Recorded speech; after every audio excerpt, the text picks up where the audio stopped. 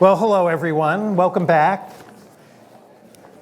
So far, I think so good. We've had some great presentations and discussions, and we're only going to up our game now as we get into the reality of what's going on out there. What's it like?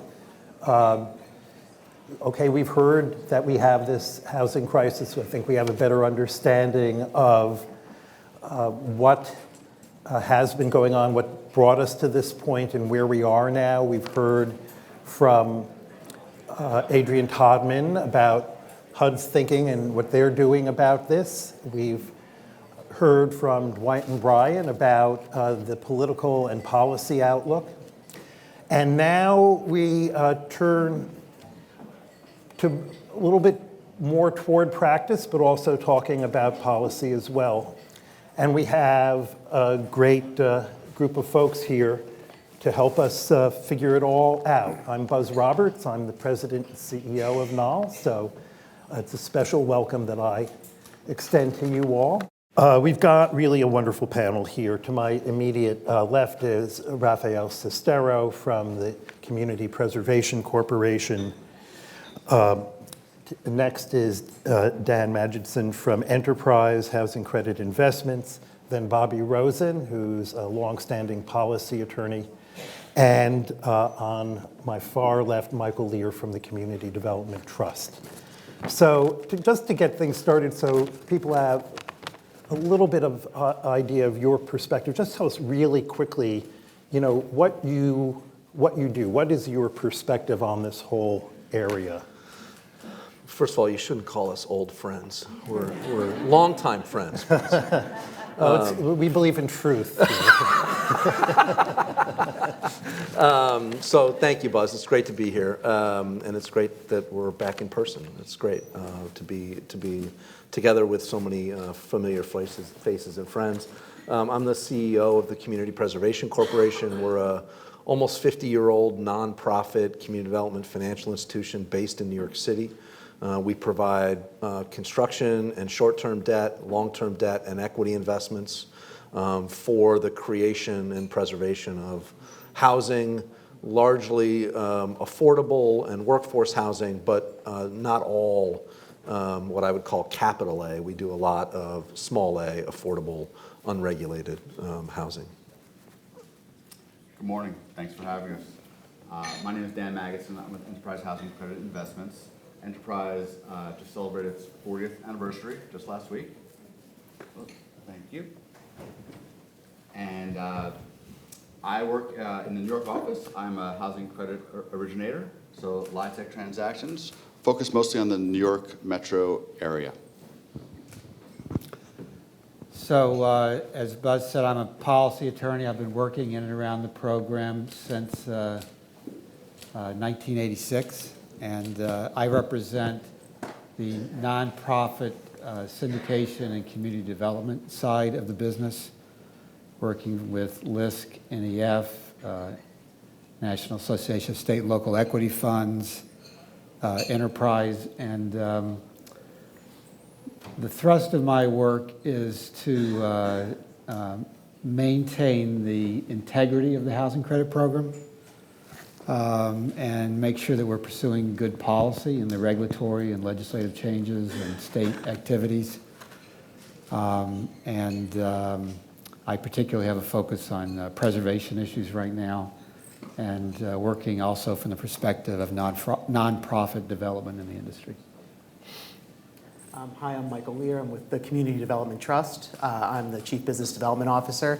What we do at CDT is we do a lot of what Rafael mentioned, and in fact we do a lot of it in tandem with CPC.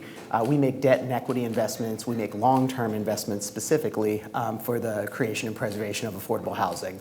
On the equity side, which is where most of my day-to-day focus is, the defining feature of our capital that's, I think, a little bit different than what else is out there in the world is we raise capital through our REIT structure. And we are able to then invest it with no set time horizon. So we're not a fund. We don't have term-limited capital to invest in affordable housing. And we think that that's primarily just a better mission fit from a long-term perspective within the industry. So my question to really all of you, a big hunk of this discussion is what's it like out there today? We have really different conditions today than we had in the market a year ago or 2 years ago. We heard a lot about that from Chris Herbert, but most of you guys are on the ground trying to get this thing done, and Bobby, you're working on the policy front on some of these issues as well. So what are the biggest challenges now you are facing today? Let's go down the line, Rafael. I mean, look, obviously, the biggest challenge that we face is a rising interest rate environment, and not just a rising interest rate environment, a wildly unstable interest rate environment. And so, that is not a friend of affordable housing. It's not a friend of housing construction.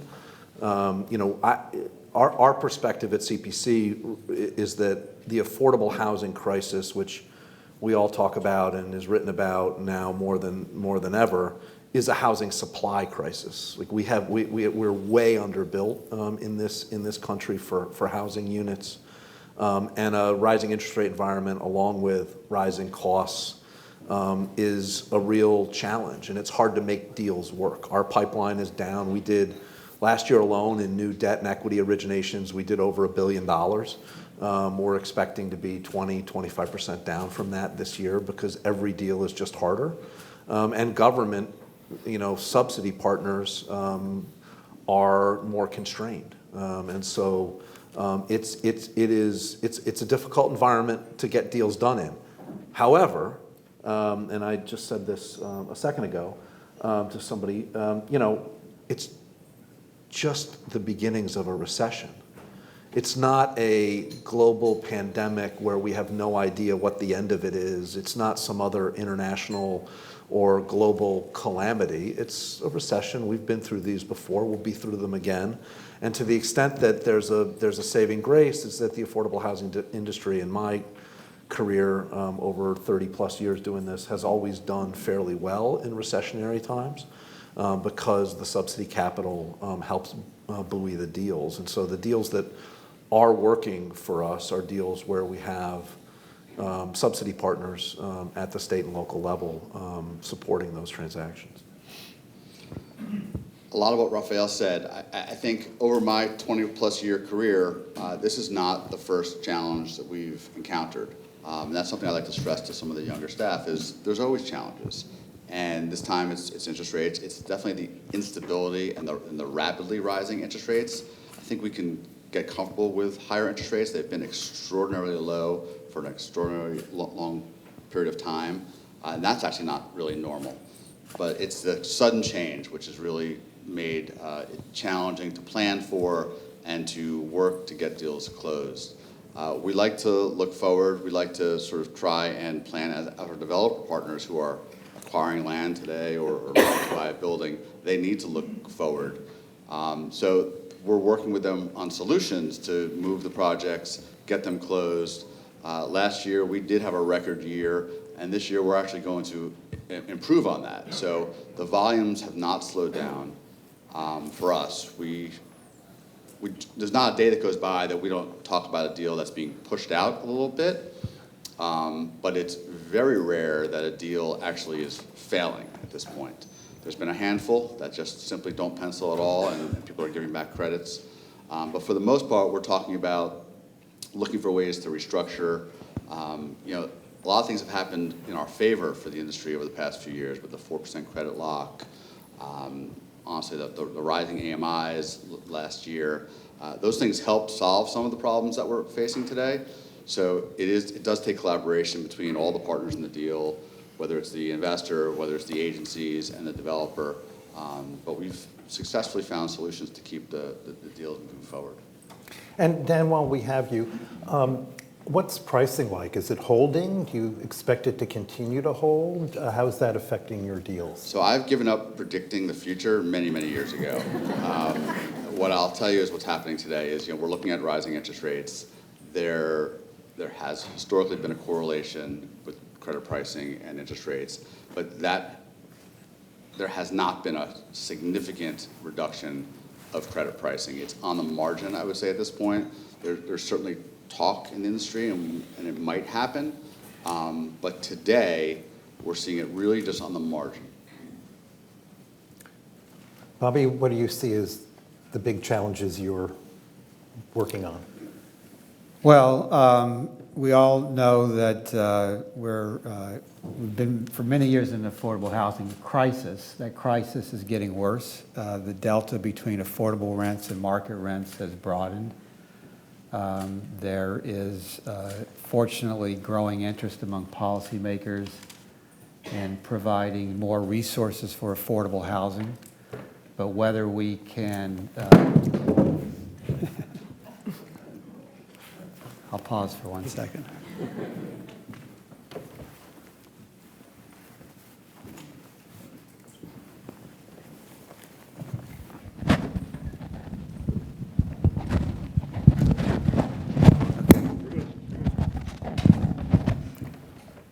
So whether we can get Congress to act to provide more resources is certainly uncertain, even though I think there's growing support for that. The last panel talked more broadly about what's going on in Congress, what's going to happen the year end, talked about a tax extenders package. We really want to, at a minimum, get the 12.5% temporary cap that expired at the end of last year restored. At a time when we need more resources, it's very disappointing that we actually have fewer resources this year than we had last year. And even more important, far more important, is reducing the 50% minimum threshold to get bond financing credit, reducing that to 25%. That will make it, that will vastly expand the private activity bond cap and make more resources available. At the same time, in addition to providing more resources, we have to focus on preservation, and we have to, I'm focused on two issues in particular that are program abuses, where we are seeing hundreds of millions, if not billions of dollars taken out of this program. We're also seeing, and that's the right of first refusal that nonprofits have, where outside capital has come in and acquired funds or acquired control of investor limited partnerships with the aim of repudiating the right of first refusal that a nonprofit has on that property. It's led to litigation around the country. It's led to legal disputes, and it's resulted in a lot of money being taken out of the program. We're trying to address that at the state level and at the federal level, both regulatorily and through legislation. And the other abuse that's going on is qualified contracts. I think everybody's fundamentally understands that this is a 30-year program. You get some, the industry gets substantial subsidies in return for making this property available, subject to rent restrictions and income restrictions, for 30 years. Many states more than 30 years. And we have seen in many states around the country, we're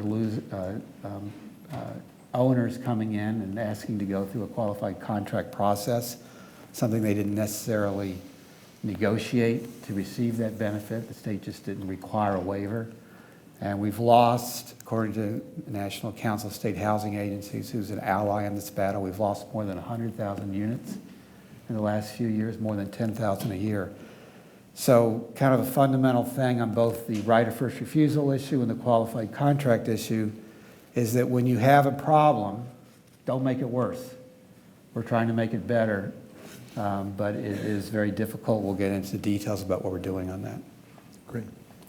And I'll be brief because I think a lot has been said already. I think I would echo the general sentiment that we're not going to produce our way out of this with the tools that we have at our disposal today as an industry.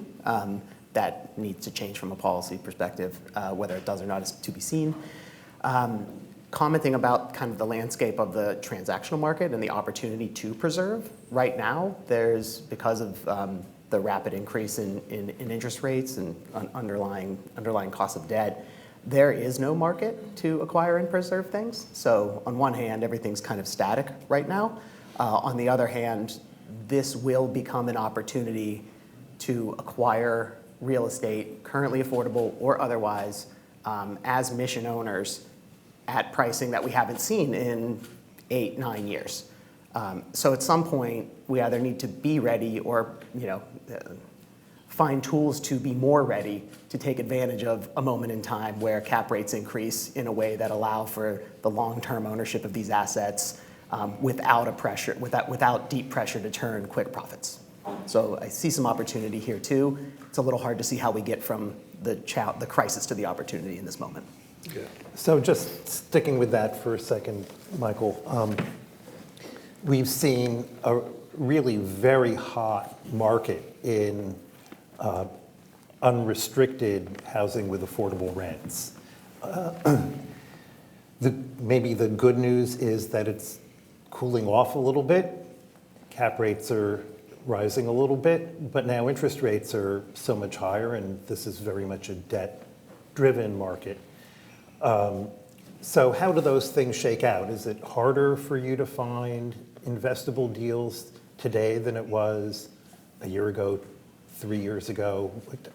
Where I'm a little lost, I guess. Sure.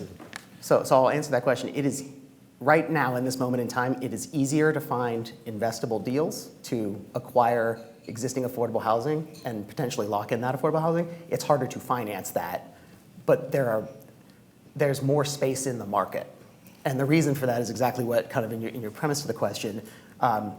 There's been a massive amount of, when housing is inexpensive, the business plan is to raise the rents and to do it through a value-add business play. There's been a ton of debt available to do that over the last 5 to 10 years. That is gone. It does not exist. Short-term debt is more expensive than medium-term to longer-term debt. So that business plan can exist, but it's really not financeable in the broader market right now. That frees up a lot of space. That doesn't mean that there's a lot of volume flowing through that we can acquire, but we do have the opportunity to, I would say with a little bit of subsidy, you can make this moment in time go a long way. So it is a really weird moment in time. And Dan, we were talking before that in some cases, interest rates on debt are higher than yields on equity. I mean, that I can't process that. What does that mean? Well, certainly as was just pointed out, the short-term interest rates are almost equal to the longer-term interest rates. So when we're looking at projects in the CRA markets, the short-term debt is oftentimes more expensive than the equity going into a deal. And that's an opportunity for us to look at them and potentially restructure the financing of the deal to, again, navigate through the gaps that we're trying to solve for. So what that can mean is advancing equity at a faster rate than we have in the past, possibly during construction, possibly at completion, paying down those construction loans earlier. Our tax credit pricing may be reduced when we do that, but the net benefit to the project is actually going to flow through with the savings on the interest. It also helps the deal. What we're seeing is a lot of delays as well. So while those aren't underwritten necessarily, they end up costing the deal a lot of money when we have an extra 6 months that wasn't underwritten for the conversion period. So if our equity has come in, it's really based off of time or a set completion benchmark, and it's fixed, and then the conversion can happen when it happens, and save the deal. And Rafael, are you seeing other similar kinds of anomalies in your work? So we're really not in the tax credit space. So we're what we're seeing is, I think, a much more traditional dynamic that you would expect. So in the acquisition market, it's essentially frozen because owner expectations of the cap rates that they can achieve are not lining up with seller ability to get the financing to make those deals work. We're recently saw a fully project-based Section 8 deal that normally would have an unbelievable amount of demand to acquire, but the seller is still expecting a sub 5 cap rate in today's environment, and you're not, even with a project-based Section 8 deal, you're not able to make that make those numbers work, and so we're seeing a lot of that. And then the other thing that was just mentioned is delays in construction. We manage about $1 billion construction loan book, and across the board we're seeing delays in the time frame to get to conversion, which is a challenging situation with changing end loan rates. And we often, for 85% of our construction lending book, we forward rate lock and commit a permanent loan at the time of construction closing, but that rate lock doesn't last forever. And so there's a lot of tension right now in that system about getting projects completed. And why are they delayed? They're delayed for all of the things that we've been talking about, it seems like forever, although it's only been a couple of years with the pandemic impacts of rising costs, supply chain issues. It's just difficult to get projects to the finish line. And so we're definitely seeing that in our business. So let's turn to what you guys are doing about it. How are you coping? What new kind of mechanisms or tried and true mechanisms are you pursuing to overcome some of these challenges? Who wants to start? I'll just add a couple of comments. So we've worked through cycles before, and we have a lot of strong developer partners that we work with. It does take a lot of skill, right? So in an environment like this, you have to take a step back and look at who you're working with. It's not really the point of time to maybe work with a less experienced developer who doesn't have the financial backing to bring a project forward. That said, we have mission that we do, and we still try and figure out ways to do that. But with those developer partners, working through the process, planning ahead, sometimes multiple years ahead, to manage the pre-development costs, to manage to get to the construction closing in an efficient manner. It may not be a quick manner due to delays and demand for tax credits, but an efficient manner so that when the money is spent, and just thinking this all through and getting a plan together, all of that is going to benefit the project and the development team at the end. I did just mention sort of looking at the timing of the equity. It's been a really good tool for us in the short term. As we all probably know at this point, the average income, there's been some guidance from the IRS that has just recently come out. That is now, we're going back and looking at a lot of projects that we're getting ready to close and saying, can we blend average income now into those deals when we wouldn't have prior to just a couple of weeks ago? That's going to be very helpful for projects that are maybe subsidized, Section 8 projects. We may have had some over-income existing tenants, but now now maybe we can get closer to 100% applicable fraction on those deals and bring in more equity. So that's a very recent tool, and we are in the process of going through our portfolio of projects that are in the pipeline to see where it makes sense to blend that in. Yeah, I'm so excited about the average income test. That's something I've been working on since before I kept records. So I think we all assumed it had to happen, but until it actually did, until the IRS made this pronouncement, there was only a handful of income averaging projects moving forward. There were some, but it was very light. And as you guys are looking at that, you're comfortable with the way the final rule turned out? At this point, I think the industry is comfortable. People are still looking at, especially when you have a mixed income deal, there are some concerns just about the asset management of those projects. It is still complex to certify tenants and deal with the next available unit rule on mixed income deals. So We would like more experienced developers on those types of projects, but for the most part, the cushions that we were blending into these deals before, we pretty much don't need them, and if we do, it's a very small cushion.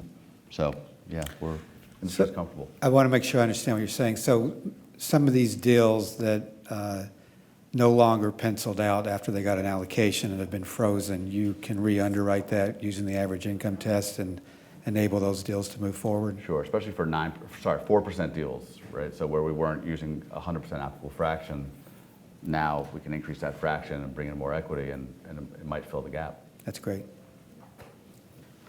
Bobby, do you want to talk a little bit about what's going on with qualified contracts, rights of first refusal? It's a sort of a complicated area. So we've been working on these issues for intensely, I would guess, for the last 4 or 5 years. In December of 2017, NCSHA issued its last recommended practices, which encouraged every state to require a waiver of any right that an owner might have to come in and seek to go through the qualified contract process. Qualified contract process permits a developer, an owner, to come in and in year 14 and give the state 1 year to find a buyer under a statutory formula that doesn't work, that rarely enables the state to find a buyer. So it's a key for an owner to get out of the 30 years of affordability. When we started this process, there weren't that many states that required a waiver. Today, as a result of all of our efforts, particularly NCSHA, most states now require a waiver, but fewer require it for 4% deals and for 9% deals. And the waiver is not only for 15 years. It's not always for the entire time of the extended use period. But even if you solve that problem today in a particular state, you've got all of the deals that were financed before that have the ability to come in and convert this property to market rent. So it's a continuing problem. NCSHA is working on their next recommended practices. We've recommended even tougher language on qualified contracts. In that recommended practice, they not only recommended that every state require a waiver of the QC right, but also where owners come in and attempt to exercise the QC right and take the property out of the affordable inventory, that they be incentivized, might be one word to use, or penalized, that if they want to get credits going forward in the future, that there has to be negative points attached to that event. So we've made progress, but we've got a lot more progress to go. Even though we're making progress, according to the latest figures, we're still losing more than 10,000 units a year as a result of this. It's just an abuse of the program. It's an abuse of a federal subsidy. We're trying to get federal legislation, but that has been difficult to do because there are elected officials who have been influenced by owners that they have a right, and they ought to continue to have a right, to make this a 15-year program rather than a 30-year program. And that's very disappointing, but we're trying, and we're making a little bit of progress. On the right of first refusal, we're up against big capital, a lot of it private equity. We're up against typical players in the market. Some of your affiliates, some of your associates. What's happened is we had all this outside capital come in, and they've made this play, and they've earned a huge amount of money by squeezing nonprofits, basically saying when the right of first refusal comes up in year 15, we're not going to recognize it. We're going to take the legal position that this is just a common law right of first refusal, and you have to find a bona fide third-party offer, and we have consent, no matter what the language is in the partnership agreement. And if you don't like it, sue us. If you don't like it, we're going to stay in the deal. We're going to prevent you from managing this this property correctly. We're going to prevent you from recapitalizing it, from putting capital expenditures in. And if you want us out, you have to pay us basically a ransom to come out. And we've started to win in litigation on this point. Courts have begun to find that this is not a common law right of first refusal, and that unless it's provided for in the partnership agreement, the investor doesn't automatically have consent rights. There's no requirement to find a bona fide third-party offer, that Congress intended for the right of first refusal to work to enable this property to go to nonprofits after 15 years at the price in the statute. So we're starting to win in litigation, but there's, it's limited because there's a lot of circuits across the country. And even if you win in a circuit, the attitude of these bad actors is, we don't care what the law is. We don't care what this court has found. We're not going to play this game. If you want to litigate, litigate. Otherwise, pay us this ransom. And that's kind of the way it's been working. So we're trying to get states to take action, and many states have, but it's a very slow process. States have begun for new projects to require specific language in partnership agreements where the investors recognize the right of first refusal up front and say, this is not a common law right of first refusal. New York City HPD has particularly taken very good language that guarantees a ROFR will be able to be realized in year 15. Virginia is unique in that they actually wrote partnership agreement language, something that I don't think anybody contemplated or wanted to see happen, but when you get to this kind of situation, you really have to take drastic action. So Virginia has their own ROFR language that has to be included in every agreement. About 8 states have taken action. We're trying to get other states to take action. Treasury is looking at regulatory, moving regulatorily on this to clarify some of the language in the statute. And then we're trying to get federal legislation, which again, it's difficult. We have the strong support of the current 2 chairmen of the tax writing committees, Ways and Means and Finance, but not everybody's on board. The opponents, the entities who have taken hundreds of millions of dollars out of nonprofits, have hired a lot of lobbyists, and it's very hard for us to go up against that. So incremental changes going forward. The next state NCSHA best recommended practices we expect and hope, I see Jennifer Schwartz there from NCSHA, that additional language we put in there encouraging states to take the kind of action that Virginia, New York City, DC, Pennsylvania, Massachusetts, and a couple of other states have taken on this. And just to underscore, usually these are not the original investors. These are oftentimes successor investors. Right. These are entities that have come in and acquired control. They weren't the original parties to the deal.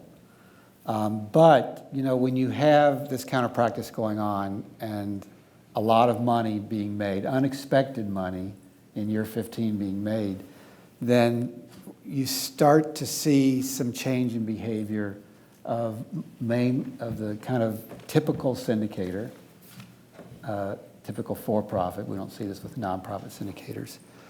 You start to see it in some direct deals where it's a little hard to get them to exit because they see how much money these other guys are making. That's our great fear. And there's not a lot of transparency, so it's not as though when these activities go on in your institutions that OCC, FDIC, the regulators are aware of this or the public's aware of it. And I'm not, I love banks. Banks are the essential element of this program. You guys are doing great on the equity and the debt side. I'm not being critical, but there's a little bit of that going on, and we have to make sure that it doesn't, that we don't have the mainstream investors and debt providers, but investors engaging in these types of practices.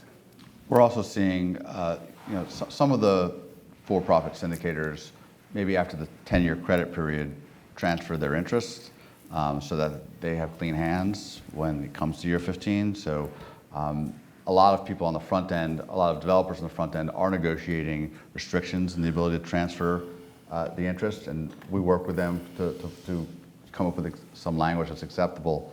I don't think it's a fix. I don't think it's a fix at all, actually, because I think 15 years from now, there'll be a whole new group. If there are no changes, there'll be a whole new group of entities doing this. So by specifically naming certain entities that you can't sell the transfer the interest to is probably not a long-term solution.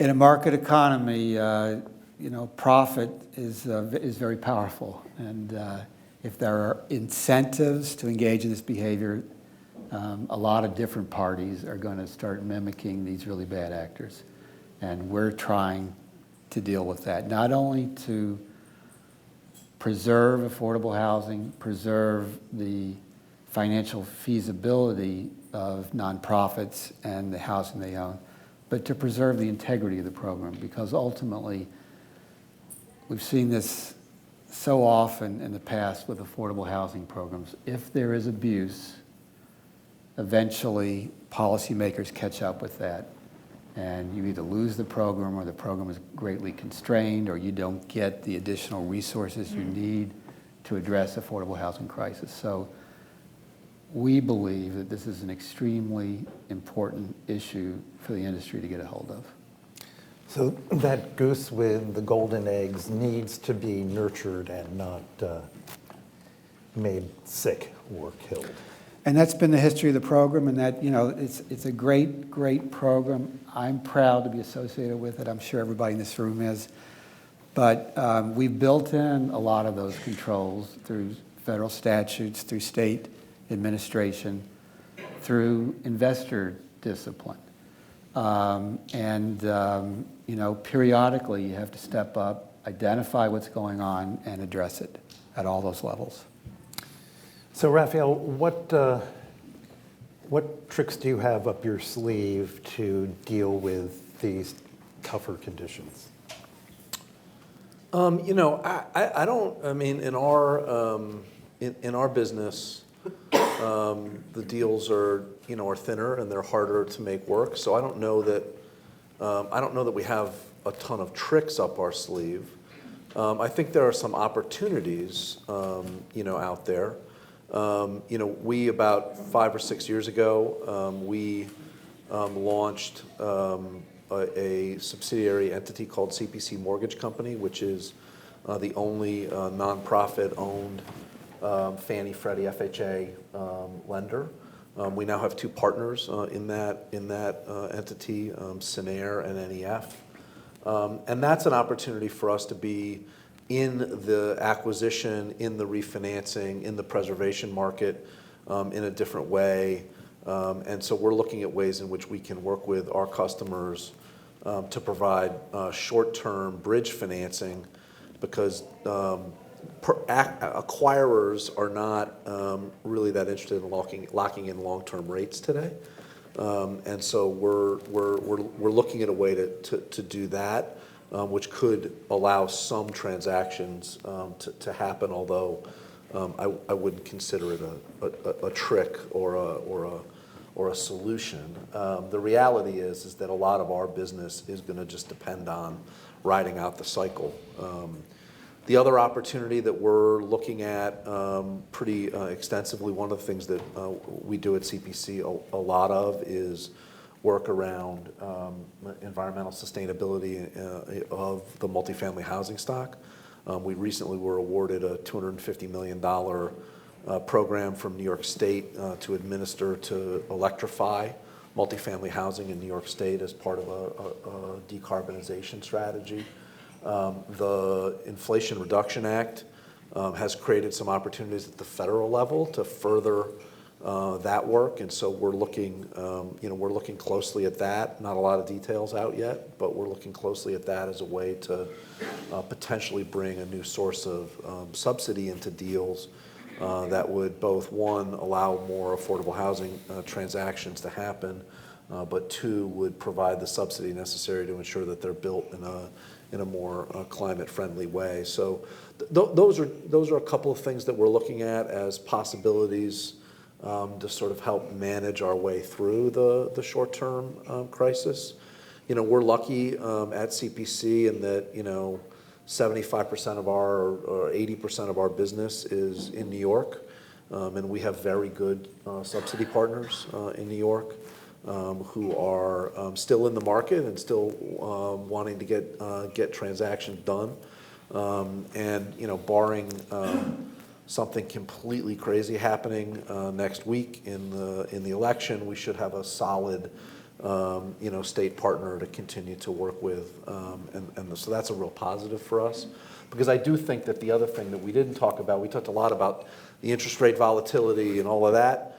You know, the political and governmental uncertainty and chaos is not a good thing for the affordable housing market either. And so whether that's political upheaval because of an election cycle, or whether that's, you know, really serious governance challenges because of budget deficits at the governmental level that were pushed off because of stimulus money that came out during the pandemic, but are now coming true. I think the government upheaval is a really challenging thing for our industry. And, you know, we're not immune to that in New York, but at least we have, you know, some partners that have been around for a long time and worked their way through a variety of different cycles. So those. You know, I meant to ask you earlier, you work in both New York City, which is an extremely tight and hot and expensive market, and you also work in other markets in New York that are really very different. Rochester's, Buffalo's, Albany's, Syracuse, and on. What differences are you seeing in your work between those hotter and cooler markets? So the biggest, and I'm not going to necessarily take this immediate period right now because I think the challenges today are the same, but the extended challenge that we've had really since, since 2020, the big difference in those markets has been we have seen longer lease-up periods upstate than we were experiencing prior to the pandemic. And not as much around residential, but around commercial. There's a lot more mixed use development happening in upstate New York. And so the longer lead times for commercial leasing has been a significant issue. But the reality is that I think the thing that we've seen over the course of the last 5 or 6 years is that the housing crisis that exists in this country is no longer a hot market issue only. It's true everywhere. The lack of supply is really a driving factor in every market that we work in. And I think that's going to continue. You know, with the Syracuse, New York just was designated as a site for a new Micron chip manufacturer plant that they're building, 10,000 new jobs to Syracuse. So everybody around the city of Syracuse now is saying to themselves, wow, for the first time, I grew up in Rochester, New York, so the first time in my lifetime, an upstate New York City is thinking, holy crap, we really have to build a lot of housing to house 10,000 new households coming in to take these jobs. Obviously, not all of them are going to be new households, but that, I think, recognition is an important recognition. And I think we spend a lot of time at conferences like this talking about the low-income housing tax credit program and CRA and my business at CPC and Michael's business at CDT. And at the end of the day, if we're millions of units short in the supply-demand curve across the country, there's not a lot that the four of us up here are gonna do about that. What we're gonna do is create housing opportunities that help individual households. And that's a good thing, and we should keep doing that. But in my, dream world, right, we find a way during this down period to actually wrestle with and come to terms with the fact that we have a massive supply crisis in this country, and we have to figure out a way not just to build tax credit units, we need to build every kind of unit. And we need to figure out a way to do that in a sustainable way, and in a way that supports the communities that need the housing. And we need the federal government to help be a player in that. It can't just be on states and localities to do that. I don't have a lot of hope for the latter, but I would wish that would be something that we could start talking about. Well, that really resonates with what we've seen. I've never, in my 4 decades plus of work in this area, have never seen so many different places come to grips with the fact that they have an affordable housing problem. That this is not just about poor people, and it's not just about the coastal markets. It's about middle-income people. It's about the flyover states. It's really a national problem. And we've seen in polling data, most recently from Morning Consult, that the public is much more supportive now of initiatives in affordable housing and seeing affordability as, important to quality of life. That inflation is not just punishing affordable housing through higher interest rates. Housing is feeding inflation. Yeah. And that's a very different dynamic, I think, for us. Michael, tell us about the kinds of markets you work in and what you are doing what techniques you use to promote affordability. So we're fully opportunistic when it comes to geography. Unless a geography has a structural challenge that makes investing in real estate not possible, it's on the table. We're in 45 states and territories. We've been that way for most of our almost 25-year history. I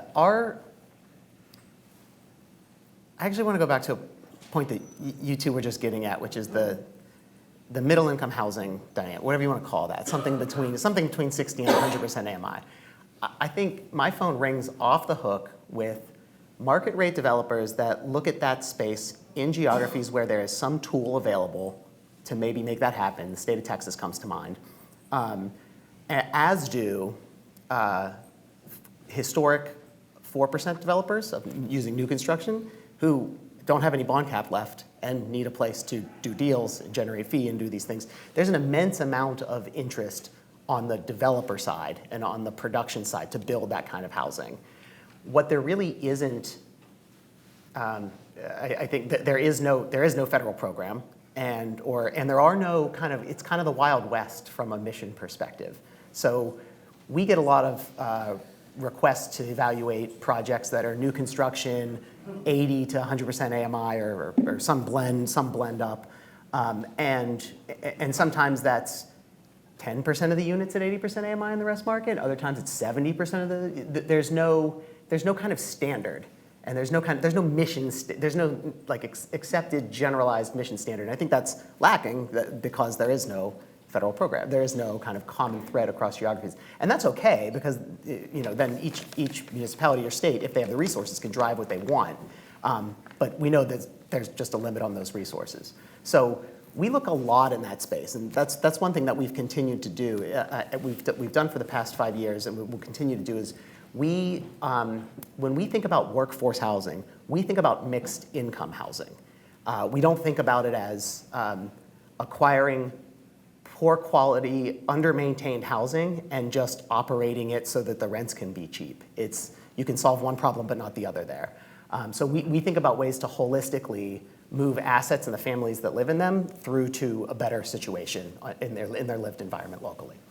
Now, to answer your question, the areas where we are focused right now, I think right now, but this is consistent with what we've always done as a CDFI and a mission-driven investor, we partner heavily with the public side. We partner directly with housing authorities and local and state governments to come up to build programs on the fly where we see an opportunity.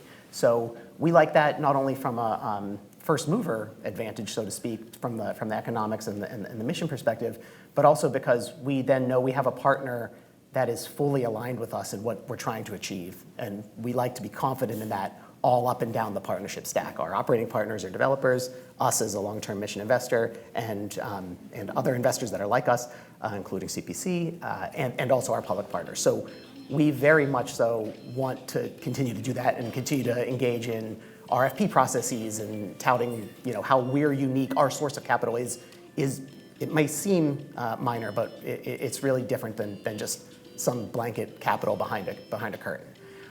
And then beyond that, we're looking at what we have. We've built a portfolio of a little over 11,000 units, and we're looking at that portfolio and thinking about what we can do with it. And the natural time to do that is when there's not a lot on the market and there's not a lot of transactions. So we've been thinking about that for a while, and now we have a number of strategies within our portfolio so that we can ensure that those assets and the folks that live there and the residents at those properties are going to continue to have long-term affordable housing and quality housing on a go-forward basis. So we're looking for opportunities that are risk mitigated to the capital environment right now. At the same time, we're cleaning up our house, and I think that's a healthy thing to do as a CDFI in this moment. So you mentioned Texas, and I know you guys have utilized property tax relief as part of your financing strategy for some of those deals. How powerful a tool is that really, and how replicable is it? And don't the local and state governments say, heck no, that's our tax base, we don't want to give that up? It really depends, and I think that's a great example. That tool, or I should say, that set of tools that get to the end result, which is generally at the state level or comes down from state legislature. If you have a particular type of ownership structure or ground lease structure, and you are restricting units kind of through the terms of that ground lease at 50% of the units at 80% of the AMI, you get a as-of-right tax exemption, right? It's a blunt tool, which makes it really accessible and usable. And while local governments have, I would say, very valid concerns about the depth of affordability that they're getting in response for their taxes being pulled from them in many cases, as of right, there are ways to put guardrails on that. And I think the major municipalities in Texas have done, I think, a pretty good job of establishing what those are. And that market, so to speak, has evolved over time as some of the, I would say, kind of going back to what Bobby said, some of the abuses come to the forefront pretty quickly, or perceived abuses or actual abuses, whatever they are. And those have risen to the point where the state knows that their program could go away like all at once. And so they're incentivized to build that program in a way that can incentivize better behavior, incentivize or perhaps punish. I would add, because CPC and CDT have worked together on a couple of large transactions in Texas that utilize this program. And I think from a housing perspective, I was actually quite moved by the power of the simplicity of the program.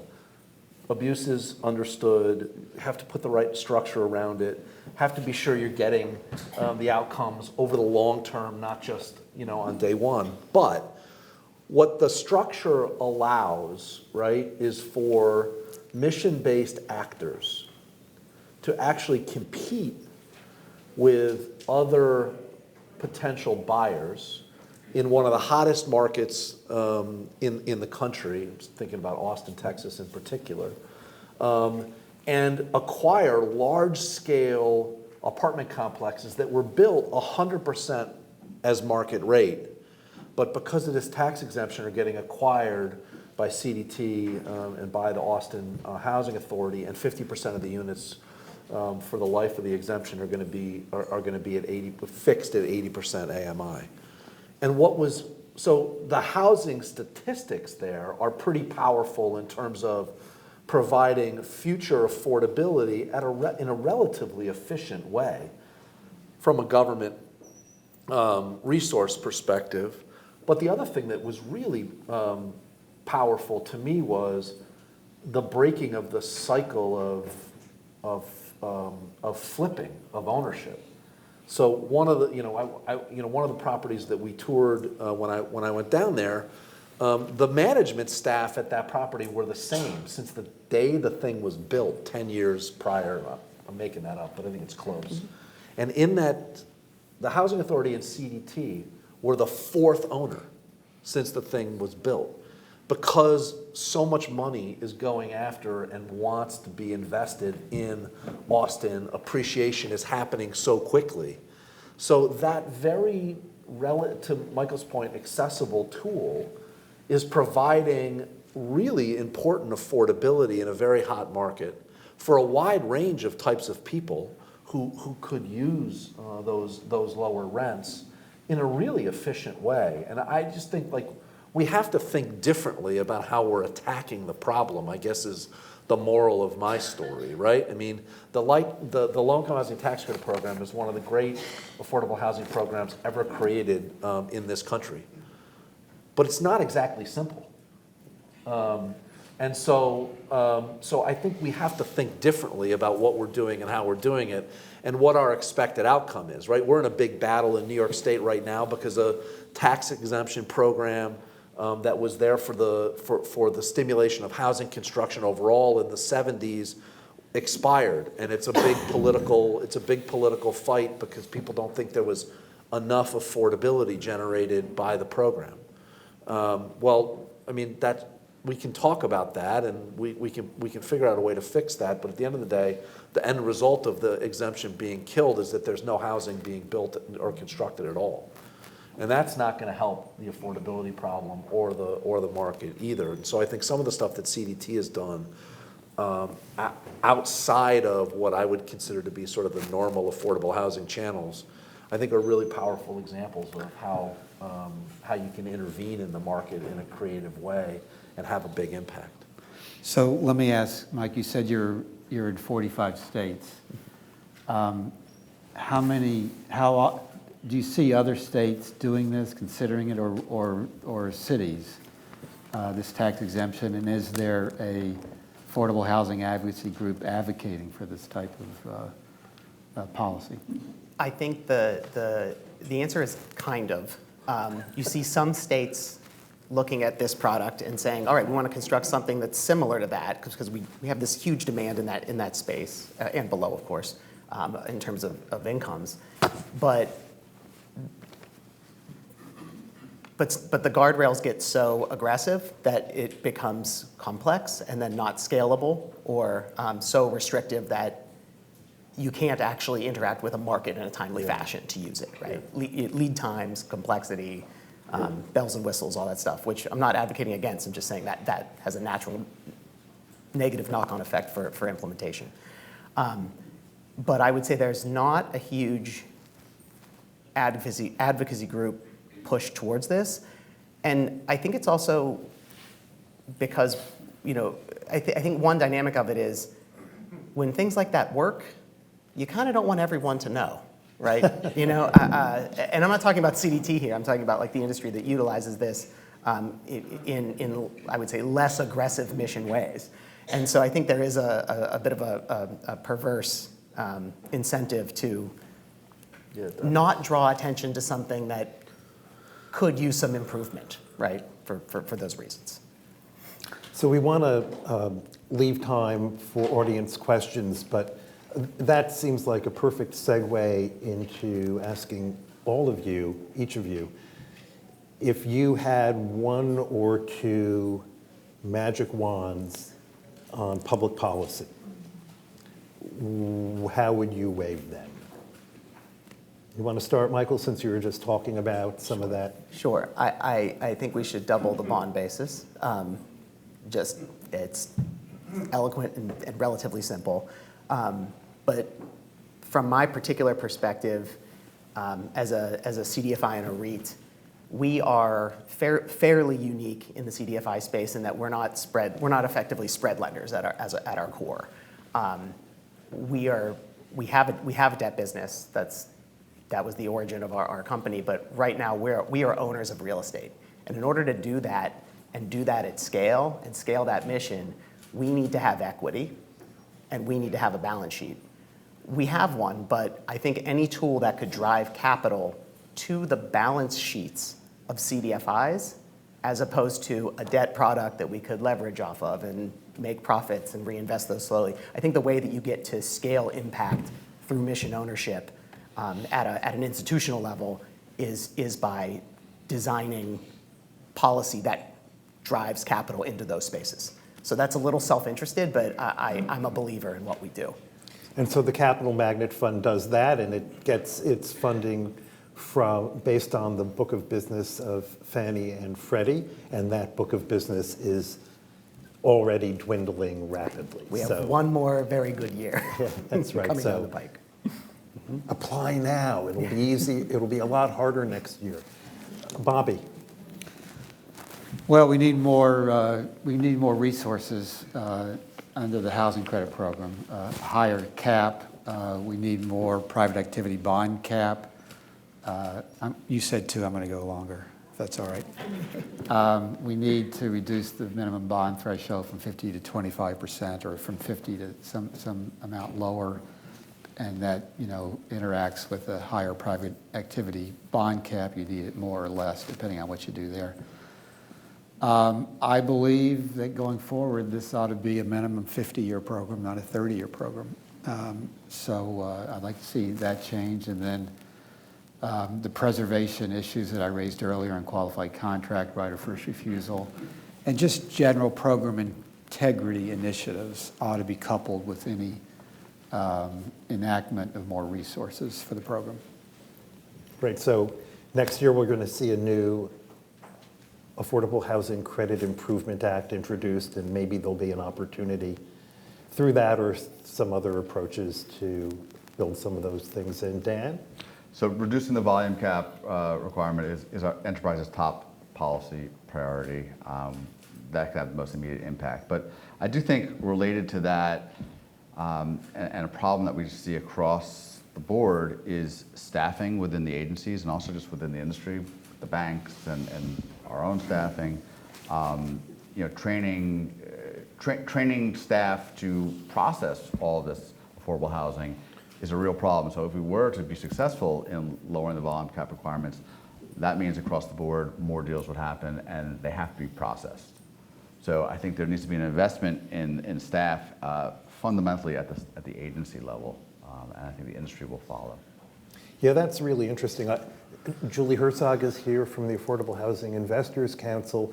I was at her meeting a year ago, and I was struck by this point, how many people were saying how just attracting and retaining talent in the industry, in the field, is so important and such a challenge. So I think that's really, really interesting. Rafael, what's your advice for policymakers? Huge issue, the staffing thing, whole nother panel, right? Really would be, next year would be great, because it's really a big issue. So, but my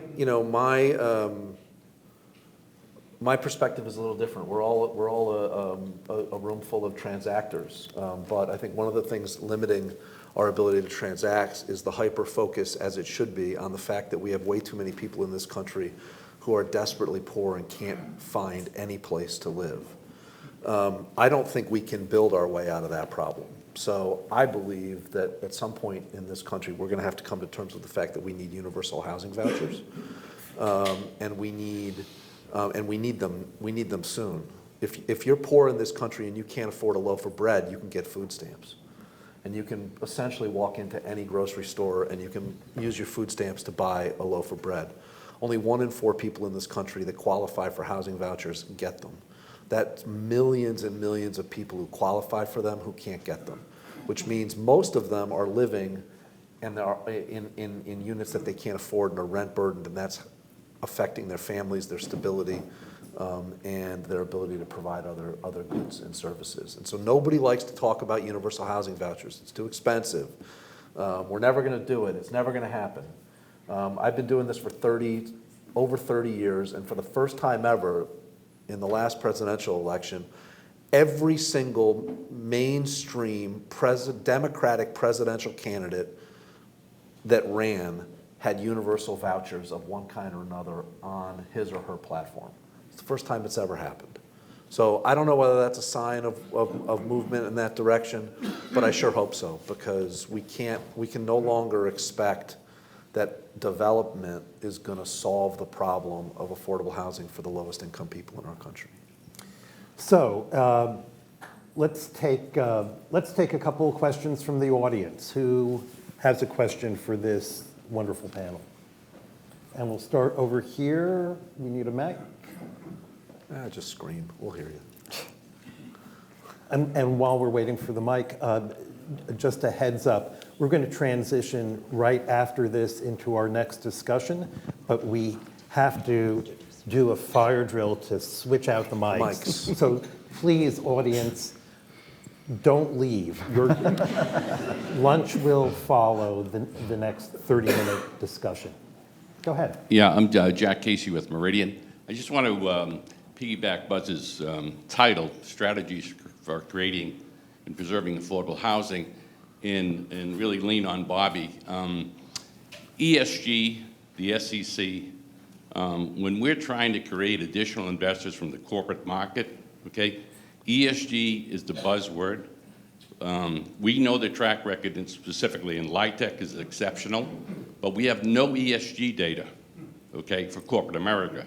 And the SEC right now is going to require, in financial statements, obviously disclosures of what's going on. So I would respectfully suggest, Bob, you take a look at the ESG. You've been a pioneer, and I think most people should know the reason that LIHTC's been so successful is in 1986, Bobby Rozen helped write the bill. And I think people should know that.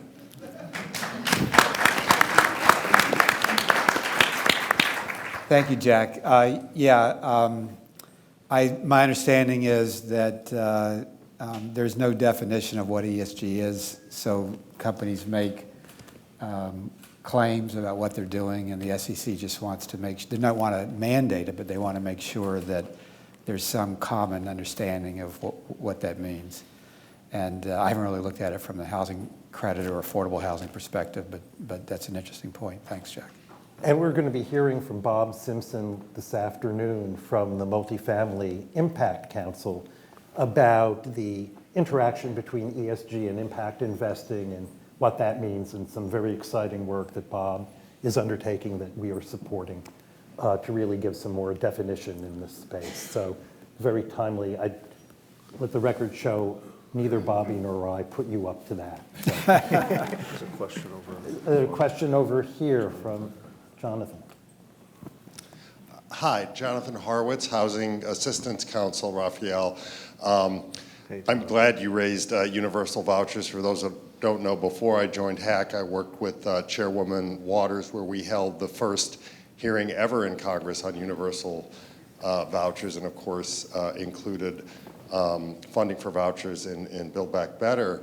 But I have a question for you and others on the panel, which is we were struck when the Biden administration didn't include universal vouchers in its budget proposal, and we included funding for vouchers in Build Back Better, that vouchers suffer a little bit from a branding problem. We heard behind the scenes a lot of folks saying, well, we can't use vouchers, and working in rural housing where you don't have large housing authorities with large programs.